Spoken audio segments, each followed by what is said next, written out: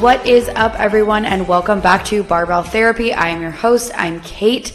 On today's podcast, we have Cami, and we had such a great time chatting today and having a great episode. And I can't wait for you guys to get into it because Cami's story is incredibly relatable. I mean, she has a crazy demanding job. She is a mom. She is a wife. She moved around and there are so many things going on, but she still found time at some point to dedicate to herself and to her fitness. And she's obviously a superwoman because she wakes up at 4 o'clock in the morning to get her workouts in.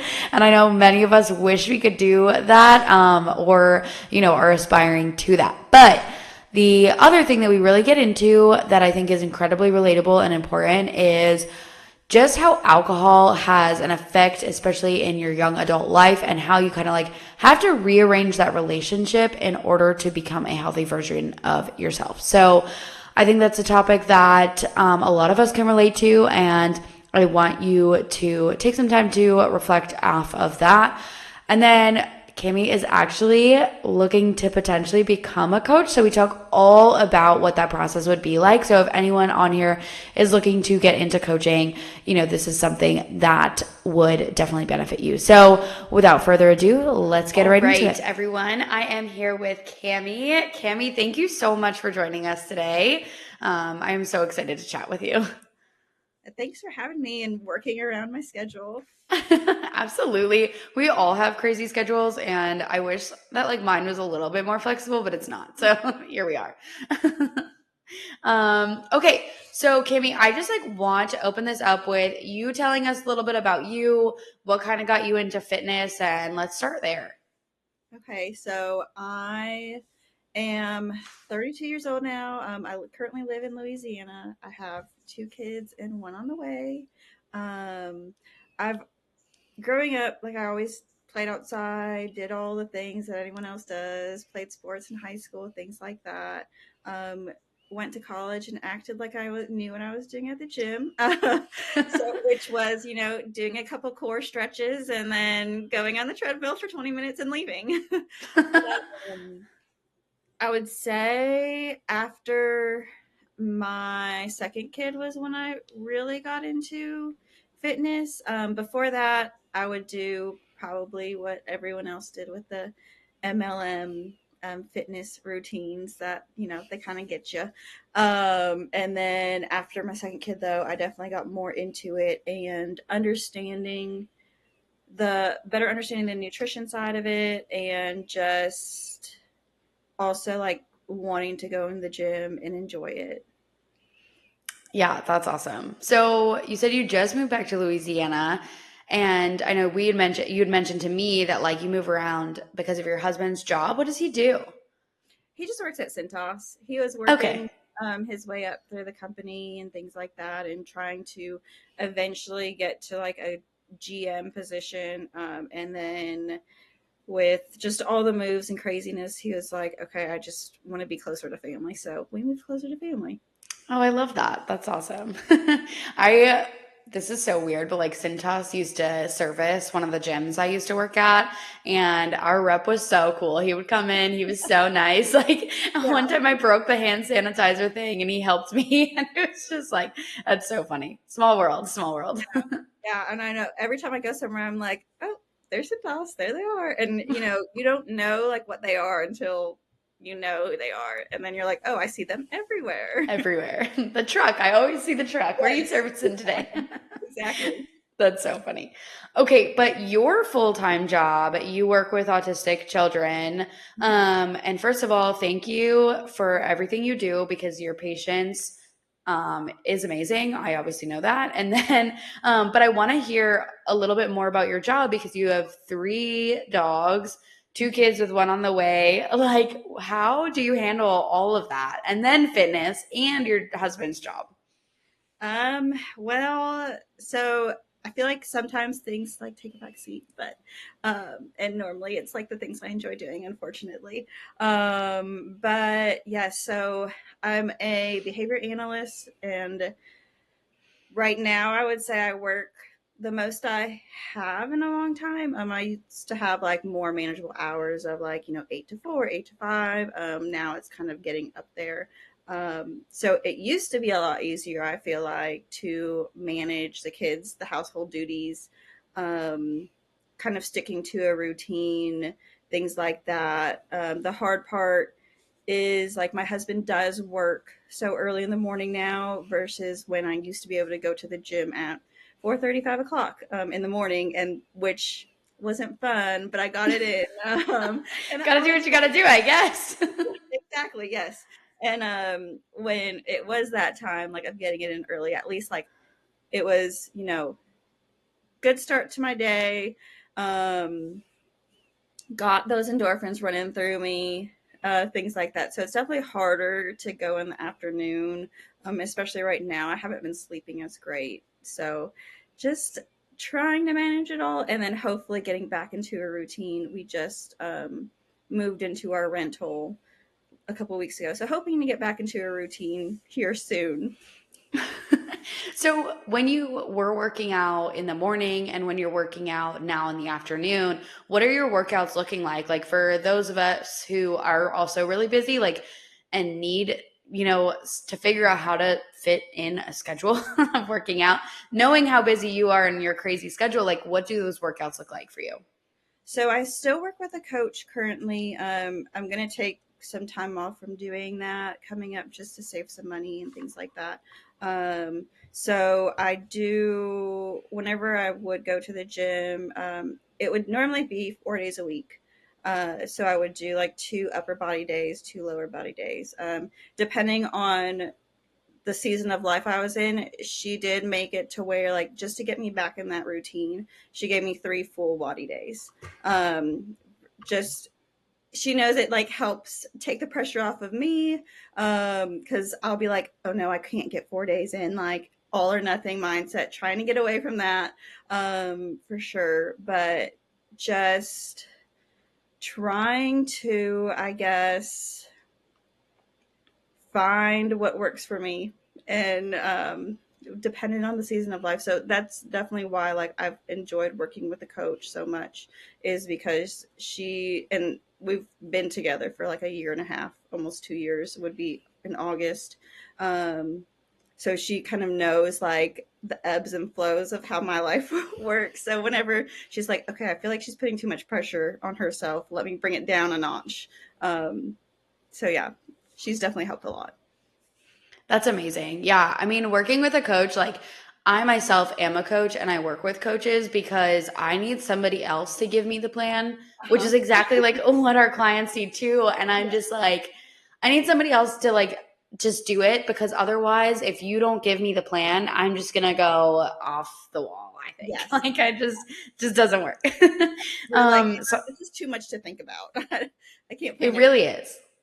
Yeah, especially like you are working with people, like you said, in behavioral analysis. So you're identifying things for other people constantly. And then Mhm. you have kids and your husband. Like you don't want to do it for yourself, too. Exactly. I need someone else to tell me what to do. Yeah, exactly. Love that. Um, okay, so I know you'd mentioned you'd lost 20 pounds by doing challenges and tracking macros. Tell us about like the experience. Like what made you start the challenge? How did you learn macros? Like tell us all about the nitty-gritty in the beginning. Yeah, so I started by doing those Fit by Katie challenges. I think a lot of people know who Katie Hearn is, or at least like her products and things like that. So I thought, if I just didn't have time at that time or like the finances to get like an in-person trainer, just like I enjoy going in, doing what I need to do and go. Like sometimes it's good to work out with other people too.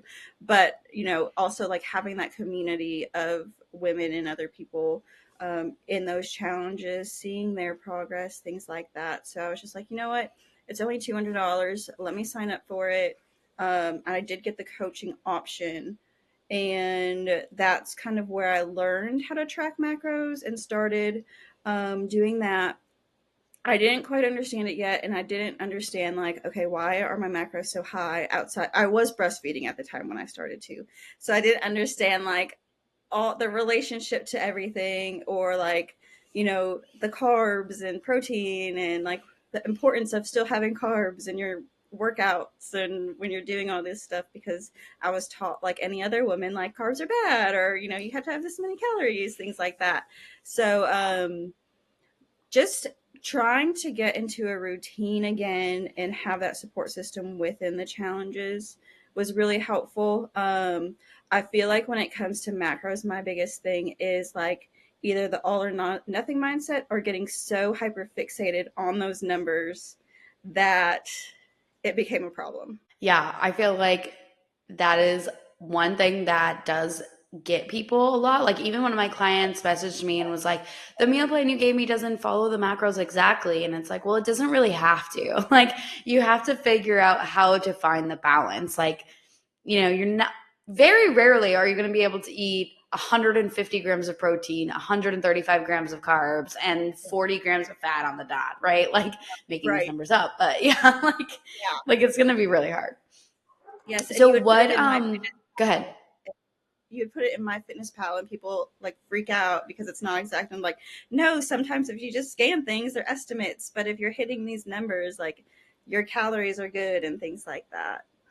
Yeah, it's a lot, and especially because like a lot of people have like an all or nothing mentality, right? Mhm. Like Yeah. if I'm not doing this 100%, I might as well not do it at all. And consistency is key in everything. Like if you didn't go to school 100% of the days, or you don't go to work 100% of the time, like that doesn't mean you fail. That doesn't mean like it ends, right? Like you get sick, whatever happens, like but it still goes on, and so do you. Like you have to still go on with those things. And I think that that's like something that people just need to wrap their head around, but it's one of the hardest things to do Oh yeah, I definitely still struggle with that. because you feel like you want to be perfect, or like the all or nothing mentality. Yeah, I would say that just the all or nothing and wanting to be perfect. It's like, oh, if I can only get 3 workouts in today, but I have 4 programmed, then why? Or like, just little things. And I really have to focus and hone in, like, and train my brain. Like, it's okay. Like, you're doing some movement. It's okay that this week you only got 2 in, or, it's okay that you overindulged a little bit 2 days this week or something along those lines. It's not the end of the world. It's not going to, just like anything, like even in my current field of profession, like I tell my supervisees all the time, like, not them, you not having a perfect day or running something wrong isn't going to ruin all of the progress they've made throughout this time. And especially with like new hires and stuff like that, I'm like, you're not going to be perfect at this. You're still learning and they're still learning you. It's okay if you do it incorrectly a few times. It's not going to ruin them. You're not going to ruin them. And it's just like, why can't we think like that for ourselves? Yeah, it's so hard. Like when it comes to us, like we can it's like the mask on the plane thing, right? Like you have to Mm-hmm. put your mask on to help somebody else, but somehow like that message just does not get across. Especially I feel like people in lines of work like yourself or mine, or in these lines of work where we're constantly serving other people, it's very difficult to take that hat off and like figure out how to serve yourself and have boundaries for yourself. Cause like you, especially like I feel like our generation grew up in this like grind culture of watching our parents work so hard to climb the corporate ladder, and like there was no entrepreneurship or online anything. So we watch this and now we have to struggle with like this like power of, well, no, I don't need to do those things, but that doesn't mean I'm not going to get the results that I want out of it. Like, yeah, it's it's quite the psychological warfare we have going on here. I know we all just have some trauma. Okay, so speaking of trauma, I know that you had mentioned that at some points you were kind of using alcohol as a coping mechanism, which like is incredibly common and something that I work on with my clients to break that habit. So talk to us a little bit about getting out of that habit. What did you do? And like, what do you do now to try and like mitigate that from continuing? So I think in the past, like, it would just be like, oh, it was a long day, I need a drink. I need this. And I had to kind of sit back and like, there would be times where I would just feel so bad in the mornings. Um, and so when I was even, it was like, even when I was not when I was doing the challenges, there was, and I kind of admitted this, I did work with a personal trainer for a little bit. And then later on, like, I did kind of tell her, like, um, I know I can't focus on the past, but I probably drank before we met, or like, like the night before, like, just whether it be one or two glasses, it doesn't matter. Like, I was still using it to cope with my emotions instead of, being like, you know what? Yes, it was a hard day. But this is what could have happened. This is not what could have happened differently. We can't think like that, but just a matter of like, this is how I can cope with it instead. This is what I can do instead. And if I continued on the path I know it could have been like dangerous. So kind of just telling myself like, you know, yes, you're not drinking or whatever it may be to cope with your problems. So if you feel like you need one, like, do something else. Distract your mind, deal with what you need to deal with instead. And then I also started, when I started doing like challenges or working with a coach, it was also like talking to her about like, there are drinks like I do like the taste of them. So it became more like, okay, drink because you like the taste of it, not because you feel like you have to. Mm-hmm.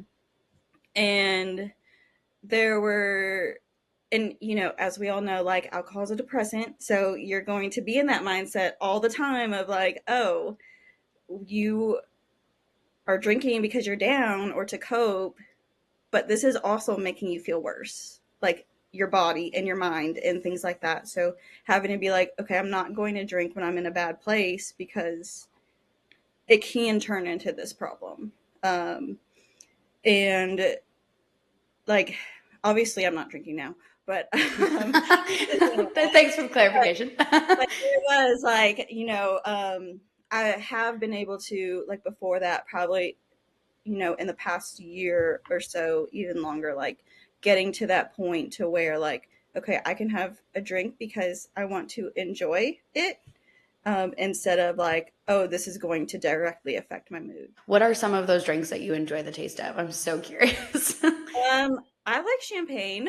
And then, like, if I'm out and about, I'll like try maybe a mixed drink or something, but mixed drinks are so sweet, so I don't really love them. But like, I'm a champagne. Champagne is also really I sweet. know, but it's still like, I don't know. It That is so funny. is really sweet, but if you get the right kind, it's not as bad. But that's just like one or two drinks instead of, where a full bottle or something along those lines. Yeah, yeah, yeah. It doesn't taste like sugar like mixed drinks do. Literally. And I remember, like, I literally even think about how I went to, like, drinking makes me feel like crap. And I went to this, like, beach vacation with friends. And I was like, okay, what is the way that I can get drunk but not feel like crap all the time? And so I would mix alcohol with hint water. I'd mix, like, Tito's vodka with hint water. And I was like, oh, well, I'm hydrating and it's not real sugar. So therefore, and like it did work. I'm not gonna lie. Like I definitely was not super hungover and whatever.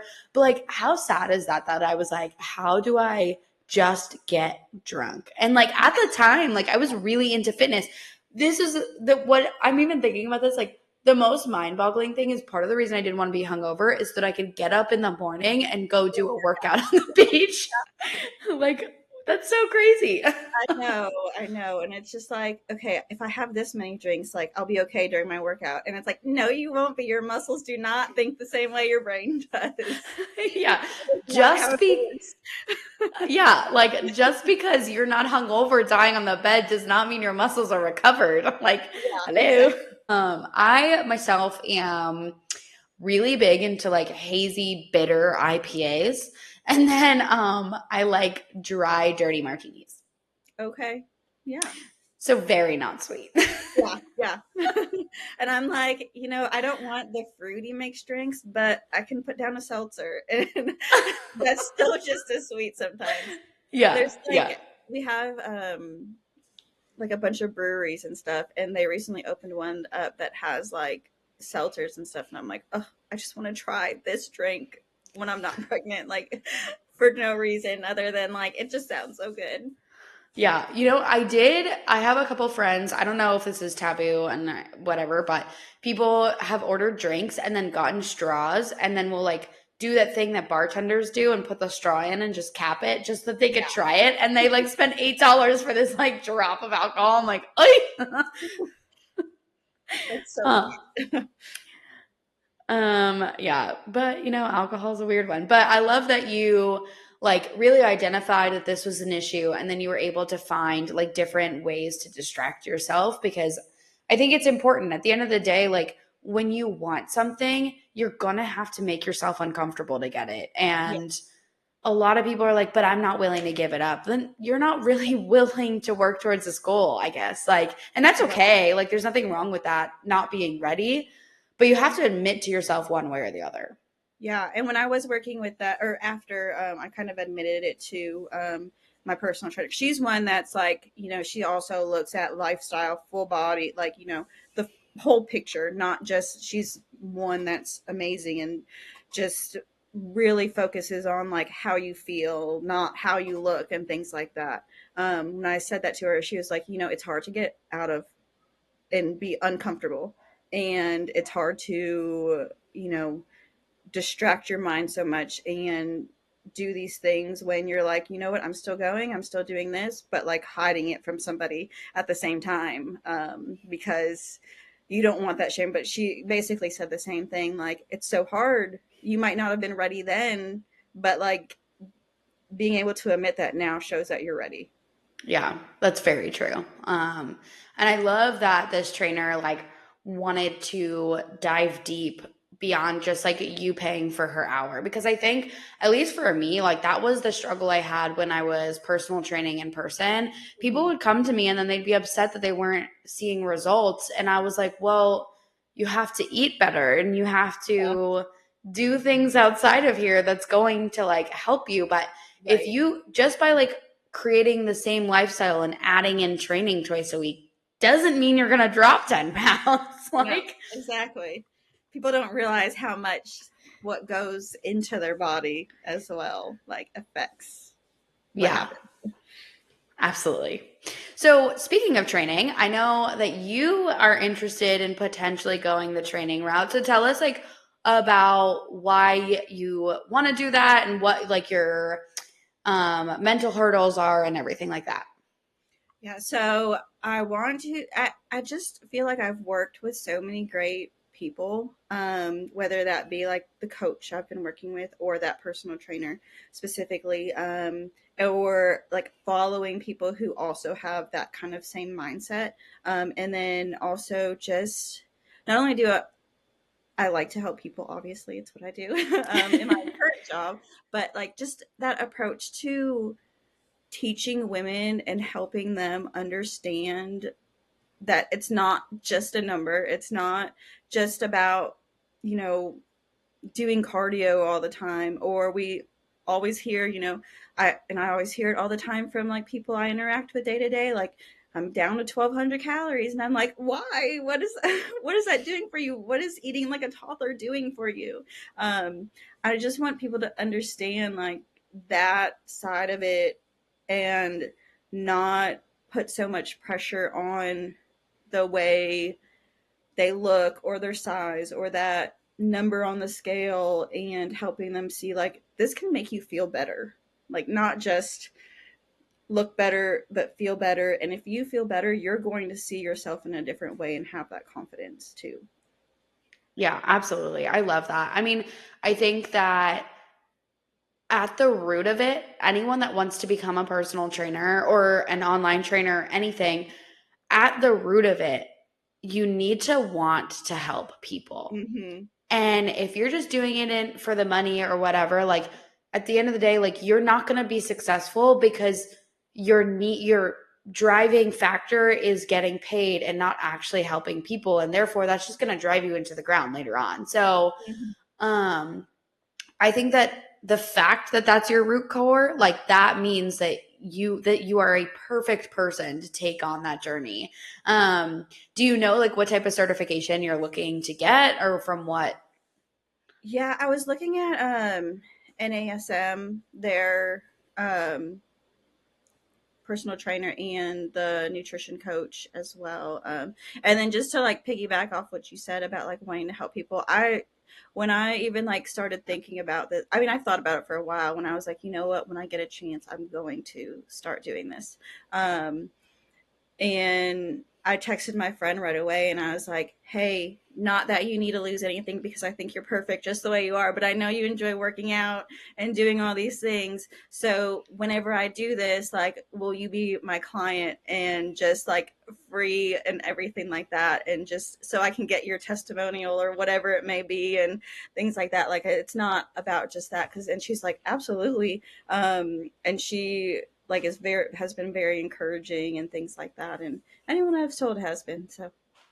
I love that. Yeah. I mean, when it comes to finding the right like certification for you, I would say that the biggest thing that I learned is that each certification teaches programming and like how to program exercises differently. And so I would just investigate a little bit on like what they all have because to me, Okay.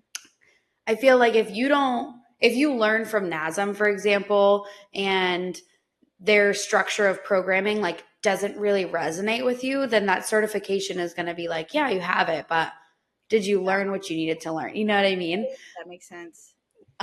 So there's so many out there. And I'm not saying NASM is a bad one. It's a great Right. certification, but I would just for like anyone listening and for you too, when you're looking at a certification, just make sure you resonate with the teachings that they have because otherwise like it's going to be really difficult to navigate through.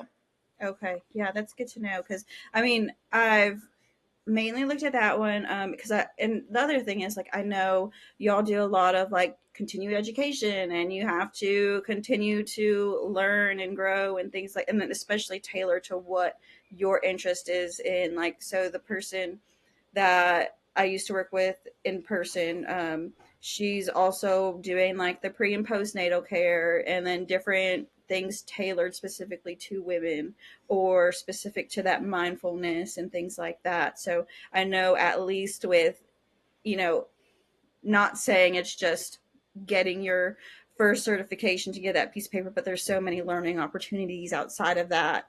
Um, that not only do you all have to do to keep up with the science and everything like that, but also just to tailor to your teaching and what you want to do. Yeah, it's definitely true. There is definitely a lot of continuing education that you have to keep up. Some of the certifications, they like you can buy a lifetime certification, so you never have to do continuing education. I don't love that because Yeah. obviously I think you should always do it, but obviously there's some that are more intense than others. Like mine, I did get I purchased NASM for $1,000 and then never actually did it. And I say this because like I could not connect with their like programming. And I think that was like the biggest reason and a big teaching lesson for me. And then I did this local one that was in Maryland. They're like a national brand, but like they're centered in Maryland. And it was through my internship and he helped me get it. And that just like connected. Like I was like, oh, like it just made so much sense. So the certification was so much easier. And then I'm also a Division 1 strength and conditioning coach. So like I had to get the national collegiate strength conditioning certification, which like to its core makes sense. Like at its core, like I do resonate, but then there's like just all this other stuff that like in a clinical setting makes sense, but like in actual collegiate athletics, like doesn't really make sense. So there's a little bit of back and forth, but you have to have the certification to get the job. So it is what it One of is. those things you do. Yeah. And like for this certification, the continuing education you have to do is so expensive. Like thank goodness I have this career because they're paying, but like we're Right. going Yeah. to a conference and it's like $800, not including food, like for flights and hotel and the fees and everything. And I'm like, didn't I pay y'all a lot of money just to get the certification? Right. Yeah. Now you have to keep up with it. Well, at least they'll pay for it. Yeah, exactly. But yeah, most like personal trainer certifications, like their continuing educations are not that expensive. And there's so many free continuing education credits that you can get just by listening to like different webinars and stuff. So you'll be fine. But Yeah. it's just so funny how there's like so many layers. There's so many different things, but I do think it's interesting that some like don't require the continuing because I'm like, I feel like you should always be learning. Everyone's so different and food's so different these days. Yeah. Yeah. I mean, I think with nutrition, like that, I feel like you definitely need to constantly be learning. Like, and if nothing else, you need to be learning all the new things that are going on TikTok that you have to dispel. Yeah. Right. Like, I'm like, the things that I see, I'm just like, how did we get here? I'm like, how did we get here? Yeah. Unfortunately. But it is what it is. All right. So let's move on to like a funny question. If you were a kitchen appliance, which one would you be and why? Oh goodness. I don't know. That's a good question. I mean, I love my air fryer, and it's just, I feel like everyone talks about their air fryer these days. That's a good one. Just so much love. I want to be an Yeah, air fryer because I get loved. yeah. Everyone loves you, uses you all the time. Yeah. I don't even know. I mean, the air fryer is good. I have my air fryer is like a toaster oven and That's like a right. bunch of things all in one. But I do love the stand kitchen mixer, like a standing Mhm. mixer, Yeah. because it just like makes your life so much easier.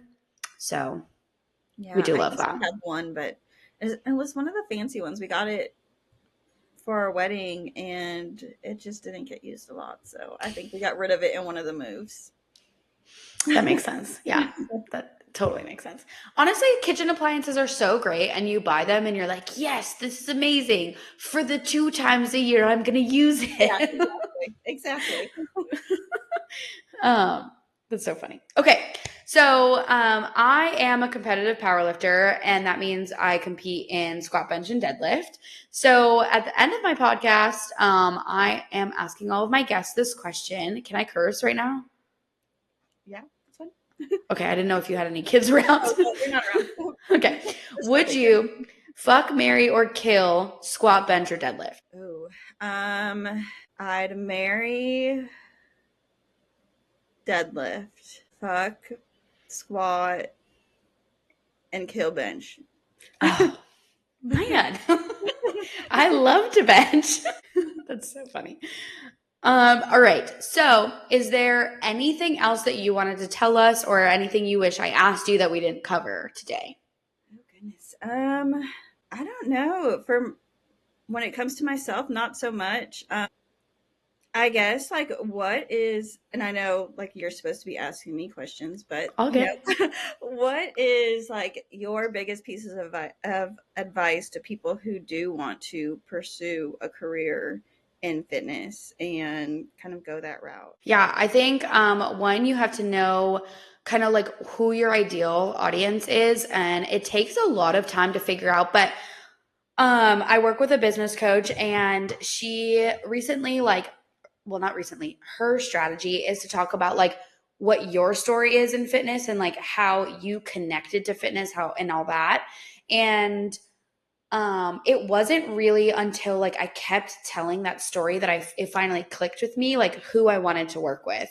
So really identifying yourself and anchor yourself into like why you got into it for you, and then figure out, because those are the people that you're going to be able to help the best, is the people that have Yeah. that same trajectory, right?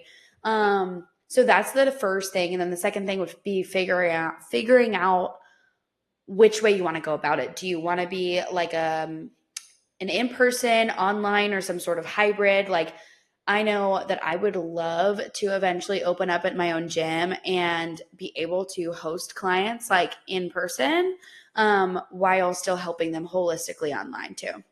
Right. Um, so that would be like my second piece of advice, like figure out which avenue you want to take. And then from there, just start talking to the people around you. Like you said, you can offer some free programs to people, but make sure that when you're doing that, it's with people that really want to do something, because a lot of people will take on the free or cheap crap and not do anything. And then that's not good for you or them. Right. um, and then the last thing would be something that like I really had to anchor myself and like not feel hurt about, is that genuinely like your friends and your close friends and your close family, it's really hard to be vulnerable for them to come to you and be like, I need help, I need to lose weight, whatever it is.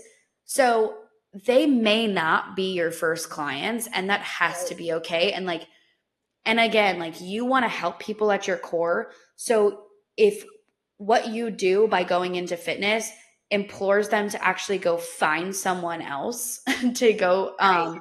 to help them, that has to be okay with you. It was a tough pill for me to swallow at first, but at the end of the day, like when they tell me that they're doing that, I'm just like, you know what? I am really proud of you. Like, I'm so proud that you're getting the help that you need. I just know that I could help you better.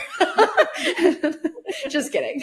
But I yeah, think I'm so most like afraid to market myself to family and like some friends. Is that crazy? Like I don't know if it's that like imposter. I don't know if you get it. I'm sure, because I feel like everybody in any world gets it, especially when helping people. Like, that fear of, what if I'm not good enough? Like, why am I doing this? Are they going to look at me and be like, but you do all these other things, and like, why are you doing this? Why is this your interest? Or, even you look a certain way, or you're not, like, you don't have that perfect, body, or whatever that looks like, what they see in magazines and things like that. yeah, absolutely. I mean, like that imposter syndrome is so real, and it won't stop with friends and family. Like you're going to get clients, you're going to talk to people, and they're going to make you feel like you don't have all the answers. And like that's okay. You don't have to have all the answers. Right. Like um but I do think that when you have imposter syndrome and